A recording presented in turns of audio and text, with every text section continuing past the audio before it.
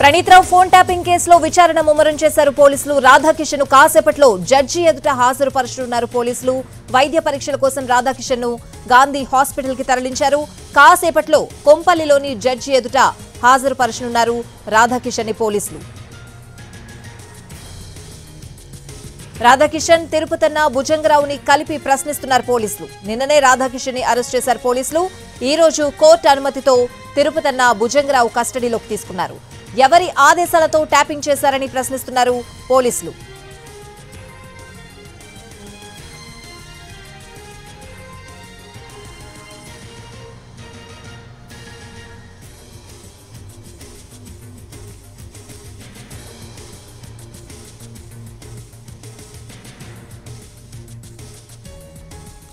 Praneeth Rao phone tapping కేసుకు సంబంధించిన update చూస్తున్నాం. విచారణ అయితే ముమ్మరం చేశారు పోలీసులు. రాధాకిషన్ ను కాసేపట్లో జడ్జి ఎదుట హాజరుపరచబోతున్నారు. వైద్య పరీక్షల కోసం రాధాకిషన్ ను గాంధీ హాస్పిటల్ కి తరలించారు పోలీసులు. కాసేపట్లో కొంపల్లిలోని జడ్జి ఎదుట హాజరుపరచబోతున్నారు. రాధాకిషన్, తిరుపతన్న, భుజంగరావుని కలిపి ప్రశ్నిస్తున్నారు పోలీసులు. నిన్ననే రాధాకిషన్ ని అరెస్ట్ చేశారు పోలీసులు. ఈ రోజు కోర్టు అనుమతితో తిరుపతన్న, భుజంగరావు కస్టడీలోకి తీసుకున్నారు. ఎవరి ఆదేశాలతో ట్యాపింగ్ చేశారని ప్రశ్నిస్తున్నారు పోలీసులు. రాధాకిషన్ మరి కాసేపట్లో జడ్జి ఎదుట హాజరుపరచబోతున్నారు పోలీసులు. ఇదే అంశానికి సంబంధించిన పూర్తి అప్డేట్స్ అడిగి తెలుసుకుందాం. మా ప్రతినిధి రాధాకృష్ణ ఫోన్ లైన్ లో ఉన్నారు. రాధాకృష్ణ, స్వాతి, ప్రస్తుతం మనం బోయిన్పల్లి పోలీస్ స్టేషన్ దాటిపోయాము. మరి కొద్దిసేపట్లో కొంపల్లిలో ఉన్న న్యాయమూర్తి ఇంటికి రాధాకిషన్, ఎవరైతే టాస్క్ ఫోర్స్ లో డీసీపీగా పనిచేసి ఇటీవలనే రిటైర్ అయ్యారో, అతన్ని అరెస్ట్ చేసిన తర్వాత కొద్దిసేపటి క్రితం అతన్ని బంజారాహిల్స్ పోలీస్ స్టేషన్ నుండి కొంపల్లిలో ఉన్న న్యాయమూర్తి ఇంటికి బంజారాహిల్స్ పోలీసులు తీసుకుని బయలుదేరడం జరిగింది. ముందుగా అతన్ని నిన్న అరెస్ట్ చేసినట్లుగా ప్రకటించిన తర్వాత ఇవాళ మధ్యాహ్నం వరకు అతన్ని విచారించారు. ఆ తర్వాత గాంధీ ఆసుపత్రిలో వైద్య పరీక్షలు చేయించిన తర్వాత మళ్ళీ తిరిగి బంజారాహిల్స్ పోలీస్ స్టేషన్ కి తీసుకొని రావడం జరిగింది. ఇదే కేసులో ఇప్పటికే అరెస్ట్ అయిన ఇద్దరు అదనపు ఎస్పీలు తిరుపతన్న అలాగే భుజంగరావు, వీళ్ళిద్దరిని కూడా చెంచల్గూడ జైలు నుండి కోర్టు ఆదేశాల మేరకు 11:30 తర్వాత వాళ్ళిద్దరిని కూడా కస్టడీలోకి తీసుకోవడం జరిగింది. వాళ్ళిద్దరికి కూడా ఉస్మానియాలో వైద్య పరీక్షలు చేయించిన తర్వాత నేరుగా బంజారాహిల్స్ పోలీస్ స్టేషన్ కి తీసుకొని వచ్చారు.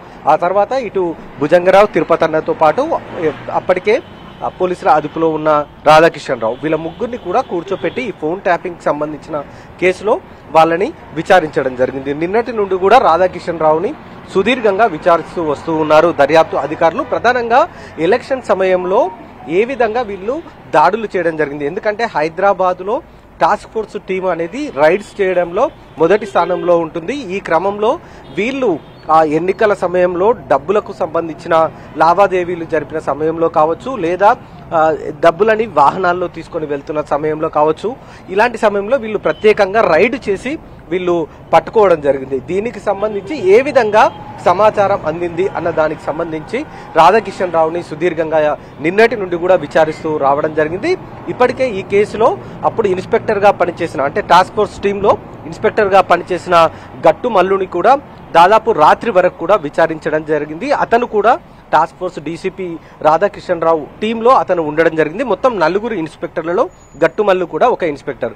అతనితో పాటు అప్పుడు పనిచేసిన మిగిలిన 3 ఇన్స్పెక్టర్లను కూడా ఈ ఫోన్ ట్యాపింగ్ సంబంధించిన కేసులో విచారించడం జరిగింది. అసలు వీళ్ళంతా కూడా ఏ విధంగా ఈ రైడ్స్ చేయడం జరిగింది, హవాలా డబ్బులను ఏ విధంగా పట్టుకున్నారు, ఈ ఫోన్ ట్యాపింగ్ లో వీళ్ళ ప్రమేయం ఎంతవరకు ఉంది అన్న దానికి సంబంధించి వీళ్ళని విచారించడం జరిగింది. అలాగే భుజంగరావు, తిరుపతన్న అదనపు ఎస్పీలని కూర్చోపెట్టి ముగ్గురిని కూడా ఈ కేసుకు సంబంధించిన అంశాల్లో విచారించడం జరిగింది. వీళ్లకు అసలు ఆదేశాలు జారీ చేసింది ఎవరు, ఫోన్ ట్యాపింగ్ సంబంధించిన అంశంలో ఎవరెవరి సలహాలు వీళ్ళు తీసుకున్నారు, ఎస్ఐబికి సంబంధించి ఫోన్ ట్యాపింగ్ చేసిన అంశంలో వీళ్ళ పాత్ర ఎంతవరకు ఉంది అన్న దానికి సంబంధించి వాళ్ళ నుండి వివరాలు సేకరించడం జరిగింది. ప్రధానంగా ఈ కేసులో A1 గా ఉన్న ప్రణీత్రావుకు సంబంధించిన సమాచారం, అతను కస్టడీలో దాదాపు వారం రోజుల పాటు ఉండడం జరిగింది. అతను ఇచ్చిన సమాచారం ఆధారంగానే ఇప్పటి వరకు అరెస్టులు అనేవి కొనసాగాయి. మొత్తం 4 ఇప్పటి వరకు పోలీసు అధికారులు ఇందులో అరెస్ట్ కావడం జరిగింది.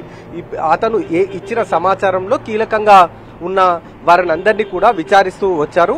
ఎవరైతే ఫోన్ ట్యాపింగ్ వ్యవహారంలో పక్కాగా ఎవిడెన్స్ తో సహా ఉన్నారో వాళ్ళని మాత్రం అరెస్ట్ చేసి రిమాండ్కు పంపిస్తున్న పరిస్థితి మనకు కనబడుతుంది. ఎందుకంటే నిన్న గట్టుమల్లుని ఇన్స్పెక్టర్గా పనిచేసిన టాస్క్ ఫోర్స్లో ఇన్స్పెక్టర్గా పనిచేసిన గట్టుమల్లుని కేవలం విచారించి ఆ తర్వాత అతని స్టేట్మెంట్ రికార్డ్ చేసి పంపించి వేయడం, ఇప్పుడు అదే టాస్క్ ఫోర్స్కి డీసీపీగా పనిచేసిన రాధాకిషన్ రావుని మాత్రం అరెస్ట్ చేసి ఇప్పుడు న్యాయమూర్తి ముందు ప్రొడ్యూస్ చేయడానికి తీసుకొని వెళ్తున్నారు. అంటే వీళ్ళకి సంబంధించి పక్కా సమాచారం దర్యాప్తు అధికారుల దగ్గర ఉంది కాబట్టే వాళ్ళు వీళ్ళని అరెస్టు అనేది చేసిరు అనేది మనకు తెలుస్తూ ఉంది.